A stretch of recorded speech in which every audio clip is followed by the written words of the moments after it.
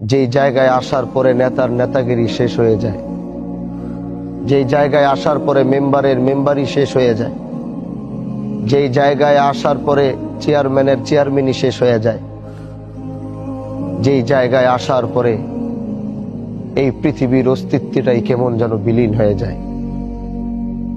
আর এই জায়গায় আসার জন্য আমাদের কোনো প্রস্তুতি নাই। আজকে দেখেন সাদা কাপড় পরে শুয়ে রয়েছে, যেই সম্পদ, যেই সন্তান, সব কিছু তার এক জায়গায় পড়ে আছে।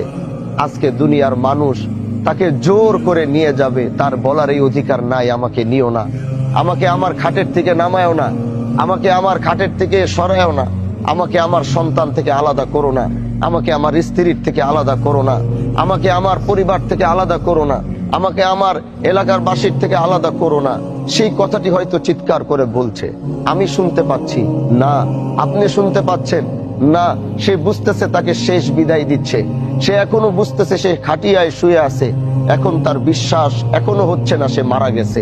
সে এখনো মনে করছে যে আমি স্বপ্নের ভিতরে দেখছি, একটু পরে আমার ঘুম ভাঙলে দেখব আমি আমার ঘরের ভিতরে বসে আছি। তাকে যখন একটু পরে কবরে রাখা হবে, এই কবরে যখন তাকে রাখার পরে একটু পরে যখন কবর থেকে তার সন্তান, তার আত্মীয় স্বজনরা লাফ দিয়ে উঠে যাবে, তখনও সে মনে করবে আমি স্বপ্ন দেখছি। কারণ মাঝে মাঝে এমন এক স্বপ্ন আসে, ওই স্বপ্নের মধ্যে মনে হয় আমি মরে গেছি। হুট করে ঘুম ভাঙার পরে মনে হয় যে না, আমি মরি নাই, আমি জীবিত আছি, আমি বেঁচে আছি। তিনি এখনো লাশের খাটিয়ায় সাদা কাপড় পরে শোয়া। সে দেখছে এলাকার সবাই তার জানা যায়, কিন্তু সে মনে করছে না, আমি বেঁচে আছি, ঘুম ভাঙবে তো দেখবো আমি দুনিয়ার সামনে। আজকে তাকে কবরে রেখে যখন কবর থেকে উঠা হবে, তখনও সে মনে করবে আমি জীবিত আছি, একটু পর আমার ঘুম ভাঙবে, দেখবো আমি দুনিয়াতে আছি। একটু পর ওই কবরের ভিতরে বাঁশ কাটা হয়েছে, বাঁশগুলো ওখানে রেডি, ওখানে হোগলার পাতা রাখা হয়েছে, হোগলা রাখা হয়েছে। একটু পরে বাঁশগুলো লাগানো শুরু করবে। পৃথিবীর আলোটা কেমন যেন আস্তে আস্তে অন্ধকার হওয়া শুরু হবে, পৃথিবীর আলোটা অন্ধকার হবে। সে দেখছে যে তার কবরটা কেমন যেন, পৃথিবীর আলোটা কেমন যেন বিদায় নিচ্ছে, কবরটা কেমন যেন অন্ধকার হয়ে যাচ্ছে। তখনও সে মনে করবে না, আমি জীবিত আছি, একটু পর ঘুম ভাঙবে, দেখবো আমি দুনিয়াতে বেঁচে আছি।